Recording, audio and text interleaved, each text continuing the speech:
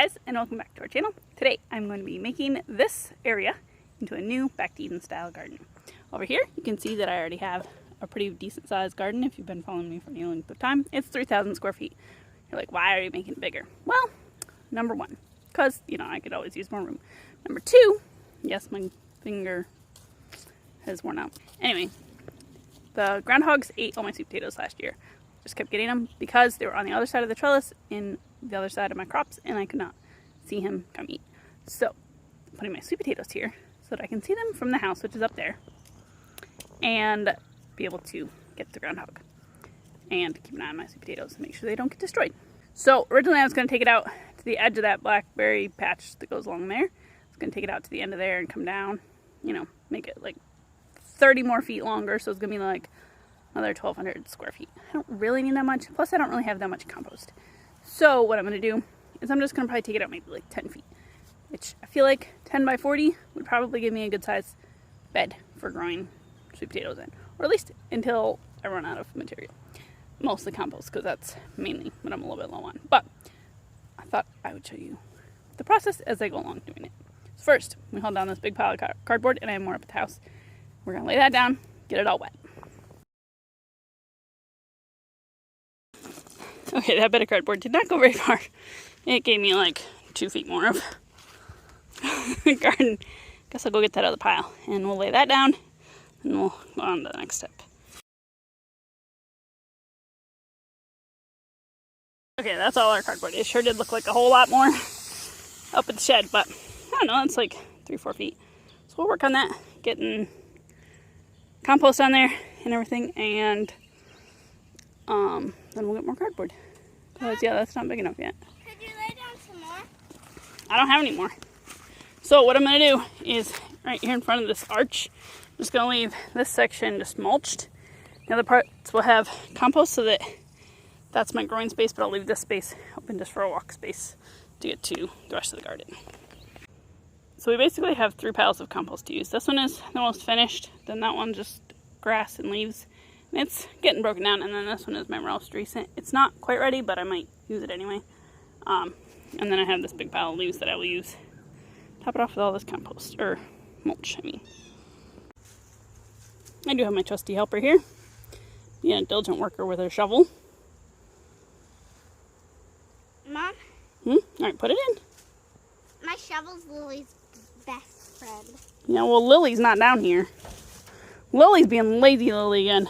Lily's the wheelbarrow, her size. But she doesn't want to go get Lily. And this is Lily's friend. Yeah. My shovel. Okay. We got piles of compost laid out. We're going to spread them out. We have a cute new little supervisor over here. Woke up from her nap. Yeah, you making sure we're doing a good job? Yeah? I think so.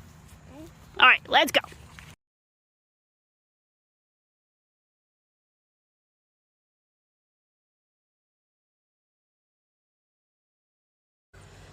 Well, that was not a bad estimate.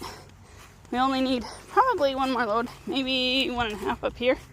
So we didn't quite get to this pole, and we missed that spot there. But that's not bad, so we'll go get a little bit more and finish that up.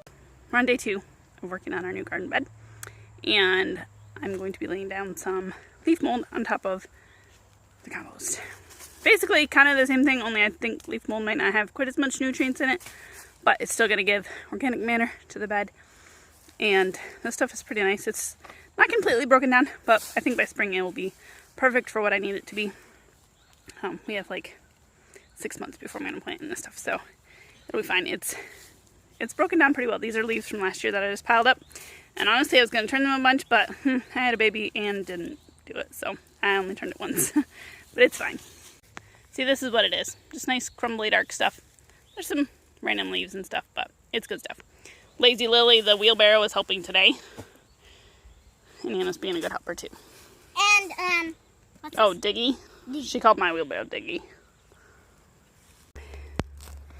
We're all done with that layer of the leaves. I put a pretty thick layer down just to make sure we had good compost down there and keep those weeds from coming up. So hopefully that works.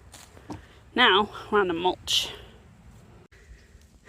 So the wood chips that I'm using is this big pile behind me. There's like 4, 5, 6 loads here. I don't even remember how many I got. But I got them this summer when the leaves were all still on the trees, so they're a mix of wood chips and leaves. So they're kind of starting to compost down, which is great. I just contacted some tree companies and they came and delivered some for free. So that was really great. So I'm really grateful for that. This will help me be able to cover all this new bed and my existing garden. So hopefully I have enough for all of it, but I'm definitely going to put it pretty thick on this, probably 4 to 6 inches, just to, again, smother the weeds, get a good base going, and it will break down pretty quick. Same with the leaves that aren't quite broken down, they'll break down into dirt, probably by spring.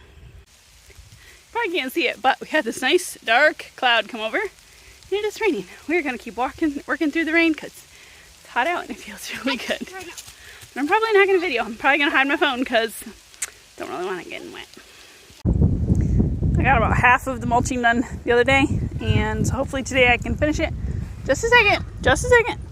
We'll see how far I get before Babykins is fussy. Today is not a good day for her. So I was able to finish off this bed, the little bit that I had cardboard for. So I'm gonna stop for now, and then I'm gonna come back when I have more cardboard and do some more. I probably won't show the whole process of that again, just because it'll be basically the same, but I'll show you the end of it if I have time before I put up this video. So I'll show you what it looks like when it's all done. Ta-da! This new part is done. Might add a little bit more wood chips here in the middle, where it's just where, like, it's walkway and stuff, but other than that, it's pretty much done. I ended up putting some raised beds here on the corner. We'll see if this works. I don't know. I just did concrete blocks that we had kicking around, and I put some 1/4-inch hardware cloth in the bottom of the whole thing so that maybe it'll keep out voles. They still might get in through the cracks, but we'll see. Just trying this, see if I can plant like ginger or garlic or stuff in here that they might want to eat. Just giving it a shot. So then I layered up all the rest of this, with my compost after the cardboard, and then leaf mold, and then a bunch of inches of wood chips. So, I mean, you can definitely see down here in the walk path that it's a lot lower than the rest, but Bethany's getting a little bit tired of me doing this right now, so I'm gonna wrap this up though, and I'll probably put a couple more loads on there or something else, or have my husband bring some up with the tractor, which will be so much easier than hauling it by the wheelbarrow, because this is how we're doing it today. She's on my back and here we go, and we're getting it done. Are you having fun back there, baby bear? I had to fix the ergo this morning because it is wearing through in some spots. This ergo has been with me, or my friend, since 2011. We hiked mountains in Nepal with it and carried twin babies around in it with my friends, and now I have my babies that have ridden around in it, and so it's getting a little old. It's 12 years old, 10 years old, 11 years old. It's seen a lot of wear. I just stitched some material on the top to fix it. Anyway, that's not what this video is about. I have my bed ready for sweet potatoes. Hopefully this will prevent the groundhog from eating them, because now I can see it from my house and see if he's in there and go eliminate him. So stay tuned. Make sure you're subscribed so you can see how this works this coming summer. I'm really excited about this. Finishing this up mid-December, so we'll have a good 5.5 to 6 months to sit here and just do its thing. So I'm ready to plant in it in mid-May, because that's when the sweet potatoes go in-ish. So hopefully this will be filled with sweet potatoes and we'll have an enormous crop next year. That would be amazing. Anyway, thanks for watching, and I'll see you next time.